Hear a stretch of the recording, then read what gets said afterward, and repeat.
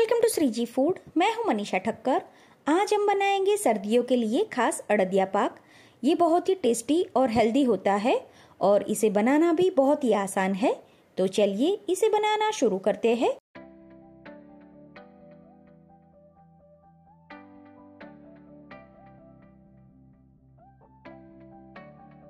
अड़दिया पाक बनाने के लिए 500 ग्राम हमें उड़द दाल का आटा लेना है। ये आपको किसी भी चक्की पर मिल जाएगा।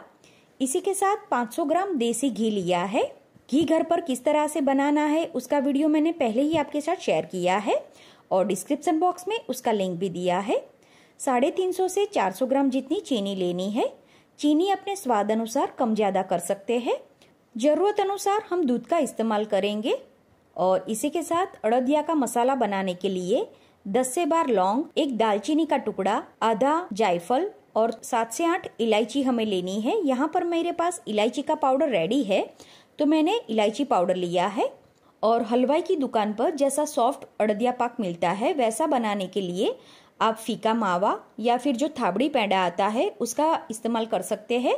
तो आप मावा या थाबड़ी पैंडा जो भी लेना चाहते हैं उसकी क्वांटिटी आपको 150 ग्राम लेनी है। आज जो हम अड़दिया पाक बनाएंगे उसमें हम थाबड़ी पैंडा का इस्तेमाल करने वाले हैं। और घर पर मावा और थाबड़ी पैंडा कैसे बनाना है उसका वीडियो मैंने पहले ही आपके साथ शेयर किया है। ड्राई फ्रूट में हमें 50 ग्राम काजू और 50 ग्राम बादाम लेने हैं, जिसे इस तरह से हम कट करके तैयार कर लेंगे। और इसी के साथ हमें थोड़े काजू के टुकड़े भी चाहिए और इसी के साथ हमें 50 ग्राम गोंद चाहिए। अब हम एक हैवी बॉटम की कढ़ाई को गर्म करने के लिए रख देंगे। उसमें 3 चम्मच घी और 3 चम्मच दूध डालेंगे और इसे मिक्स करके थोड़ा गर्म कर लेंगे। घी और दूध मिक्स होके थोड़ा गर्म हो जाए तब हम गैस बंद कर देंगे और जो आटा हमने लिया है उड़द दाल का वो इसमें डाल देंगे। हमें आटे को अभी रोस्ट नहीं करना है, सिर्फ उसे दूध और घी के साथ मिक्स ही करना है। तो गैस की आंच बंद कर देनी है और इसे अच्छी तरह से मिक्स कर लेना है। और ये प्रोसेस बहुत ही इम्पोर्टेंट होती है। तो थोड़ी ही देर में आटा घी और दूध के साथ अच्छी तरह से मिक्स हो गया है। तो अब इसे छानने के लिए जो चावल छानने की छन्नी होती है वो लेनी है और इसमें थोड़ा थोड़ा आटा डालते जाएंगे और इसे छान लेंगे। हमने यहाँ पर जो बारीक वाला उड़द दाल का आटा आता है वो इस्तेमाल किया है। तो इस तरह से उसे धाबो देने के बाद इसे छान लेते हैं तो उसमें बहुत ही बढ़िया दाना बन जाता है। फिर से वही कढ़ाई को साफ करके मैंने गरम करने के लिए रख दिया है और उसमें बाकी का बचा हुआ घी हम डाल देंगे। जब भी आप कोई मिठाई बनाए या विंटर के लिए इस तरह का कोई वसाना बनाते हैं तो उसमें हैवी बॉटम की कढ़ाई का ही इस्तेमाल करना है। घी जब गर्म हो जाए तब जो गोंद हमने लिया है वो इसमें फ्राई कर लेंगे। इसे हमें हाई फ्लेम पर फ्राई करना है। जैसे जैसे गोंद फ्राई होता जाएगा वो इस तरह से फूल जाएगा और ऊपर आ जाएगा। इसे अच्छी तरह से फ्राई करना बहुत ही जरूरी है। गोंद की क्वांटिटी आप चाहे तो थोड़ी बढ़ा सकते हैं। तो इस तरह से ये गोंद फ्राई हो जाएगा तो इसे मैं बाहर निकाल लेती हूँ और इसी तरह से बाकी का बचा हुआ गोंद भी फ्राई कर लेंगे। अब इसी गरम घी में जो आटा हमने तैयार करके रखा है वो डाल देंगे और इसे हमें धीमी आंच पर अच्छी तरह से रोस्ट कर लेना है। जैसे ही ये आटा घी के साथ मिक्स हो जाएगा तो ये मिश्रण आपको इस तरह से ड्राई लगेगा, लेकिन इसमें ऊपर से घी डालने की जरूरत नहीं है। जैसे जैसे आटा भुनता जाएगा ये मिश्रण लूज भी हो जाएगा और इसमें से घी भी अलग होने लगेगा। तो आप देख सकते हैं 5 मिनट के बाद इस तरह से ये मिश्रण थोड़ा थोड़ा लूज होना शुरू हो गया है। आटे को भुनने में बिल्कुल भी जल्दबाजी नहीं करनी है, इसे हमें इसी तरह से लगातार चलाते हुए भुनना है। अभी जो मेजरमेंट लिया उससे फाइनली 2 किलो जितना अड़दिया पाक बनकर तैयार होता है। तो उस हिसाब से आप क्वांटिटी कम ज्यादा कर सकते हैं। तो 10 मिनट के बाद इस तरह से मिश्रण फूल गया है और आप देख सकते हैं इसके ऊपर थोड़े थोड़े बबल भी दिखने लगे हैं। जैसे जैसे आटा भुनता जाएगा इस तरह से इसका कलर भी थोड़ा थोड़ा चेंज होता जाएगा और इसमें से बहुत ही अच्छी खुशबू भी आने लगेगी। 15 मिनट के बाद इस तरह का आटे का टेक्सचर आ गया है। जब ये इस तरह से लाइट ब्राउन हो जाए उसी समय पर हम इसमें कटे हुए काजू और बादाम डाल देंगे ताकि वो भी आटे के साथ अच्छी तरह से भून जाए। अब इसमें जो थाबड़ी पैंडा हमने लिया है उसका हाथ से चूरा करके डाल देंगे। बताया उस तरह से आप थाबड़ी पेंडा या फिर मावा किसी का भी इस्तेमाल कर सकते हैं। अगर आप फीका मावा इस्तेमाल करते हैं तो आपको चीनी की क्वांटिटी थोड़ी बढ़ा देनी है। तो जो थाबड़ी पेंडा हमने डाला है वो भी इसके साथ अच्छी तरह से मिक्स हो गया है। अब अड़दिया पाक को और थोड़ा सॉफ्ट बनाने के लिए आखिर में हम इसमें 2 से 3 चम्मच जितना दूध डालेंगे और दूध को भी इसके साथ अच्छी तरह से मिक्स कर लेंगे।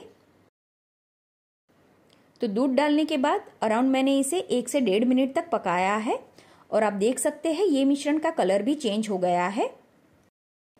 इस तरह से जब आटे का टेक्सचर आ जाए तब तक हमें इसे भुनना है।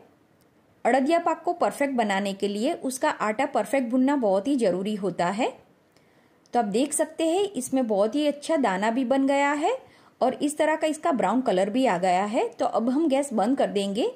इतना आटा भुनने में अराउंड 20 से 22 मिनट जितना समय लगा है। तो अब हम गैस बंद करके इसे नीचे उतार लेंगे। अब हम अड़दिया पाक के लिए चाशनी बनाकर तैयार करेंगे। तो एक फ्राई पैन या कढ़ाई ले ले और उसमें जो चीनी हमने ली है वो डालेंगे। इसी के साथ 180 या 200 ml जितना पानी डालें और इसे मीडियम आंच पर गर्म होने दे। जब ये मिश्रण गर्म हो जाए तब हम स्पैचुला की मदद से इसे चला लेंगे। अड़दिया पाक के लिए हमें एक तार की चाशनी बनाकर तैयार करनी है, लेकिन अगर आपको चाशनी में तार चेक करना नहीं आता तो मैं आगे आपको एक और इजी मेथड बताने वाली हूँ। चीनी जब घुल जाए उसके बाद मिश्रण को अराउंड 3 से 4 मिनट तक उबालना है। फिर 1 से 2 ड्रॉप जितनी चाशनी हम एक कटोरी में निकाल लेंगे और उसे ठंडा होने के लिए रहने देंगे। जब ये चाशनी ठंडी हो जाए उसके बाद कटोरी को आप इस तरह से घुमा के चेक करें। वो जो चाशनी का ड्रॉप हमने डाला हो वो इस तरह से सेट हो जाना चाहिए, मतलब कि चाशनी रेडी है। आप चाहे तो अंगूठे और उंगली के बीच इस तरह से भी एक तार चेक कर सकते हैं। तो जो चाशनी हमने बनाई है इसे हम आटे में ऐड कर देंगे और इसी के साथ जो हमने अड़दिया का मसाला बनाया है उसे भी डाल देंगे। जो अड़दिया का मसाला हम बनाते हैं उसकी क्वांटिटी आप चाहे तो अपने स्वाद अनुसार कम ज्यादा कर सकते हैं। सारी चीजें मिक्स हो जाए उसके बाद आखिर में जो हमने गोंद फ्राई करके रखा है वो इसमें डालेंगे और इसे भी मिक्स कर लेंगे। मिश्रण जब थोड़ा वार्म हो उसी टाइम पर हम इसमें गोंद ऐड करेंगे। ज्यादा गर्म में गोंद ऐड नहीं करना है।